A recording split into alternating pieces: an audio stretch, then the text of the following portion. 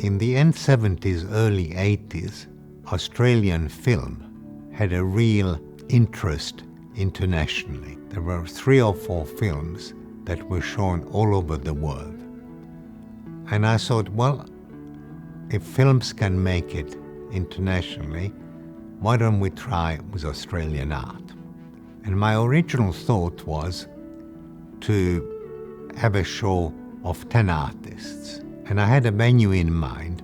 I was friendly with an American lady called Alana Heiss, who was one of the early curators. More than a curator, she found spaces and arranged exhibitions, originally in what was called the Clock Tower, but then she took over a derelict public school in Long Island, PS1, Public School 1, and turned it what was called in Europe then a Kunsthalle, literally an art space. But that was something new in the United States.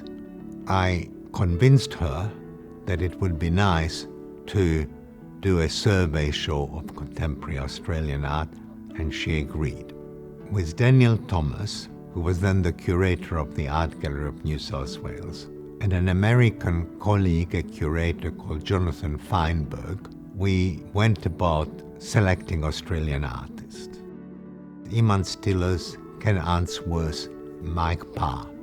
At that time, PS1 was a privately funded organization, and they had no money whatsoever.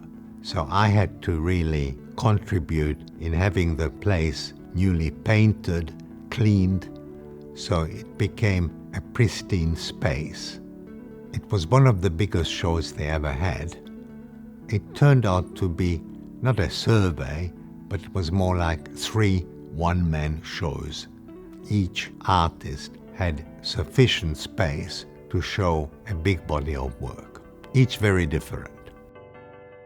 Obviously, we were all very apprehensive and nervous of the reaction, but everything went really well.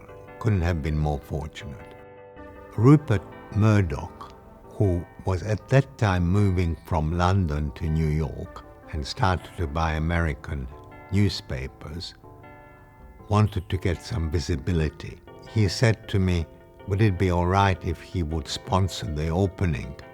And of course, I gladly agreed, as he got very good caterers and event managers, and it was a wonderful opening with a great art crowd in attendance. Robert Hughes was there, John Russell, the art critic of New York Times, was there, and many, many artists. It was on the front page of the art section of New York Times. All newspapers reported it. And the artists were over the moon to have received that international exposure. It was really the beginning of their individual international career, because after that they all showed in America, in Europe, all over the place. They really enjoyed themselves in New York, and so did I. When the show was finished, I was on my way back home.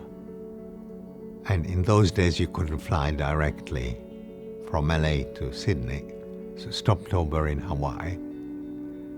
And I got a telegram from the director of the Cochrane Museum in Washington, who said that he visited the exhibition and he was so impressed, could they show it in Washington? And I said, of course, it would be our pleasure. So I believe it was 6 months later that we showed it in Washington. Again, with very, very good results. An interesting thing that I have to add, that in the beginning, I went to the Australia Council to get funding. And instead of giving me funding, they really tried to stop it, because they were planning an Australian show at the Guggenheim, and they thought it would conflict. But I pressed ahead without their help. When it became a big success in New York and Washington, they decided that it was a good idea after all. And They gave financial help to have the exhibition shown in Perth and then in Sydney when it returned to Australia. Each of the artists went their own way after the New York exhibition. Imants and Mike showed the Venice Biennale. Ken had a lot of international exposure. And it was a different departure from me. First time using Australian artists. And I'm very happy I did it.